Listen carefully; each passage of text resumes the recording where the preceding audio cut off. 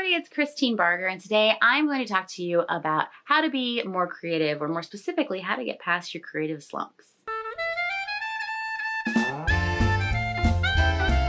If you're new to my channel, thank you for being here. I'm a ventriloquist, and on Wednesdays I do how-to videos sharing different types of knowledge that I have gathered over the years. I also do ventriloquist videos on Fridays, and on Tuesdays I have a character named Ava, so make sure you hit that subscribe button so you don't miss any of those videos, turn those notifications. And with no further ado, let's talk about how to be more creative. I have to be really creative a lot. I make videos every day, pretty much, on a bunch of different social media platforms like TikTok and the Like app and Vigo Video. I also post on Instagram. I make YouTube videos 3 times a week. So it takes a lot of creativity to come up with ideas and just, you know, do all the things that I do on top of doing live shows with ventriloquism, being an actor. Like, it takes a lot of creativity, and sometimes I don't feel so creative. And so when those times happen, I had to come up with ways to feel creative again, or bring back some ideas, or generate creativity, find ways to get out of that sort of like, creative slump. Here are some of the activities that I'm going to share with you today that I do and that I find very helpful. So the first one is to think about like other people and pick someone, or pick a personality type or a character, and pretend to be that person. Maybe if you want to make up a little monologue about something and act like that person, get out of your own self and just get into a different character. So maybe you think about how Shane Dawson is. Like, you're like, oh, I'm gonna be like Shane, and you start to like pretend like, what would Shane talk about right now if he was making this breakfast? Like, you're making your cereal or whatever, and you start to talk about it like you're Shane, or a cowboy from the Old West, or the Wicked Witch of the West. It doesn't really matter who you choose. Just pick somebody that you have some sort of idea about what their personality is, and then look at things from their point of view. You can also do it with inanimate objects. So maybe you're pouring your cereal and you start to think about, well, this is probably the wrong time to do this, but if you're pouring your cereal and you start thinking about, what is the cereal thinking right now? And just start like speaking out loud, like as the cereal. But don't do that when you're eating, because then you won't end up eating. So any other time, maybe your car while you're driving, like, what is this person doing? Why is she always moving my seat so close to the steering wheel? It's so annoying. It gives me cramps in my springs. I don't know. You just start thinking about, what are these animate objects? What could they be thinking? What are they doing when you're not around? How like Toy Story happens, you know, like put yourself in another point of view, of like, find another perspective on things and look at it through somebody else's eyes or something else's eyes. So that's one little tip, trick, game, I guess I play, that I find helps kind of get out of that creative slump.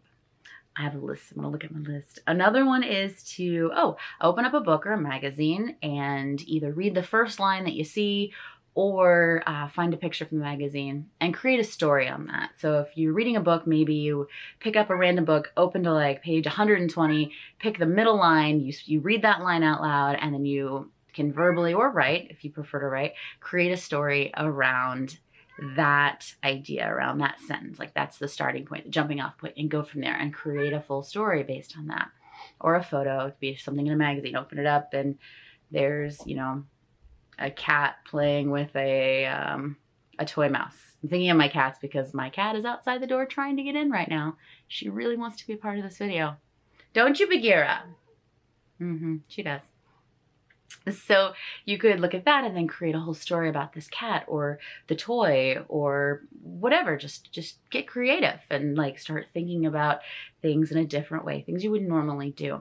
Creating stories is a great way to get out of a creative slump. Here's another like little game that I like to play, especially when I'm like feeling not funny and I'm trying to come up with comedy. And this really helps me. You'll get better at it once you've tried it a few times, but it's really fun. It's called 185, and it's an improv game. You can play it by yourself. I'll look around the room and I'll pick something like, what do I see? A shoe. There's a shoe on the floor. Okay, so 185 shoes walk into a bar. The bartender says, "We don't serve shoes here." And the shoes say, "Oh, well, that stinks." It's only funny because my shoes stink. Anyway, but it's meant to be a pun. So you'd come up with something else. 185, and you can just keep doing it with the same thing and you can change the thing. So 185 shoes walk into a bar. The bartender says, "We don't serve shoes here," and the shoes turn on their heels and leave. It's like, ba-dum-ching. So you just can do that. I do that. Sometimes I've done that game for like a half hour in the car on my way to a ventriloquist gig because I know I'm not feeling super creative that day, but I'm going to do a lot of improv. I'm going to be on stage in front of people and I have to be funny. It's my job. So I'll play that game because that game really helps me start to like just see things in a different way. Like you have to think about things in a different way to get that joke to work. So you're trying to make puns happen, and in order to make it happen, you have to think about like, what is that item, that random thing? And when you're driving, and you're playing it, or you're like on a bus or whatever you're playing it, you can look out the window and just pick things. Be like, 185 horses walk into a bar. The bartender says, "We don't serve horses here." And the horses say, I don't know. That was, see, I didn't actually come up with anything ahead of time. I'm trying to be creative. Also not feeling super creative today. Thus, the topic, that's where it came from. That's how I came up with my topic for my YouTube video today. I was like, what would I want to know today? Oh, how to be more creative, because I'm not feeling super creative. I'm feeling pretty tired from my weekend trip. So yeah, another couple of just really great ideas for reaching in and finding that creativity is actually to get enough rest. I'm very not well rested today. You can probably tell I look pretty tired because I am really tired. I went and played escape rooms. I did like 12 escape rooms in 2 days in Louisiana and flew back, and for some reason just haven't fully recovered and got back in the sleep pattern that I should be in. So I'm just feeling pretty tired. So it's really hard to be creative sometimes when you're like not at the best like you that you could be. Taking really good care of yourself, exercising, eating healthy, getting good rest is going to help you be more creative. It's going to help you just be more successful in life in general. Also, meditation can really help. Finding any time to clear your mind and allowing that creativity to come in. Like, let yourself get bored. So, like in the shower, coloring. Coloring is a great way to kind of let creativity come to you because you're just focusing on something that's really, really pretty simple to do, and you're just kind of doing a repetitive thing, and then you can allow yourself to have thoughts and try to get out of the like thinking about what you have to do today and like all of the things you have to do for work or whatever, like school. Don't worry about that. Like, let that come and then let it go. Because if you sit there and try to fight it, you're not going to get creative. You're just going to be thinking about all the things you should be doing or the other things, and then you get frustrated. But just like think about, okay, so if it comes in your head, like if you're meditating and you think about like, oh, I need to be doing laundry right now. Okay, I need to do laundry. Good, let that go so you can continue on thinking about other things and become creative, because you can't be focusing on all of the like hard little things we have to do in life, or the little chores or the work or the homework assignments. When you're focused on those and you get stressed about them, it's not like a good conducive environment in your mind for creativity to happen. Not that it can't, but if you're trying to open yourself up to get past like a slump, or you're like feeling a little, you know, not as creative, try to get that stuff out of your head and just let it go. All right. Those are I think that's enough for now. Those are my like kind of my go-tos for creative stuff.